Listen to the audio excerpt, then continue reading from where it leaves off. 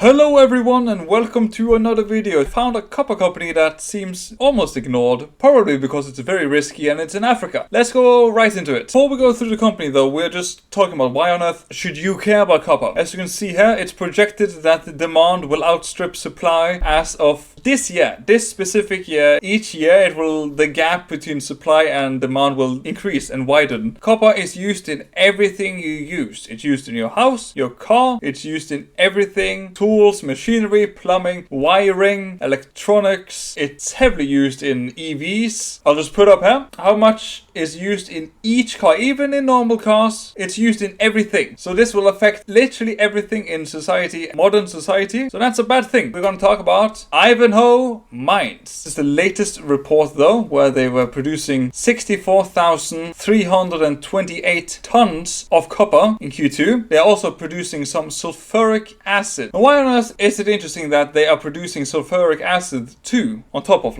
copper and other things? Is that it's used to manufacture phosphate fertilizers, and it's also used to process metals, ramping up to 700k per annum, and they get almost $500 per ton. Obviously, we don't know how long the Strait of Hormuz is going to be shut, but that's very interesting though that they have copper, precious metals, and they're producing sulfuric acid, which is essential. And obviously, before we talk about a little bit more about copper, what is also interesting though is that they have enormous amounts of platinum and palladium, gold and rhodium, as you can see here. The top one is more resources reserve. In total, both in proven and probable, they have 7.8 million ounces of platinum, 8 million ounces of palladium, 1.2 million ounces of gold, and 500,000 ounces of rhodium. That's in reserve. And resource are cut off at 2 grams per ton. In indicated, they have 18.7 million ounces of platinum, 18.9 million ounces of palladium, 3.1 million ounces of gold, 1.2 million ounces of rhodium, and it even has 2.4 billion pounds of nickel and 1.2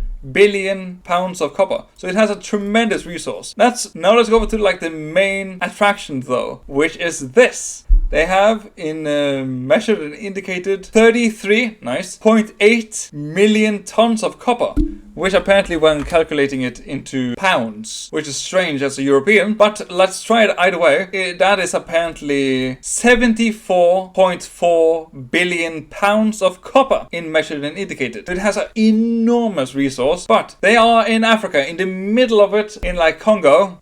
So it's not in the most safest jurisdictions, but I still like it though. And why on earth do I like it though? And the executive co-chairman of this company is one of the mining legends himself, Robert Friedland. He's the one who had a famous presentation a couple of months ago where he talked about it had to be mined more copper in the next few decades than has been ever mined by humanity before. Imagine that. So what is also interesting though is that COO Tom van den Berg has had key leadership roles at Sibanye, at Harmony Gold, and at Anglo-American Platinum. So I really like this company. Obviously, bear in mind, it's in Africa. It's more riskier. It has a humongous copper resource. It's producing sulfuric acid, and it has a massive precious metals resource. I think it has some potential. And as you can see here, in a couple of years, obviously, they've had a little bit of issue with the main mine. As you can see there, with 2026, production was quite lower than normal. But as you can see there, they are projecting that could go up to 500,000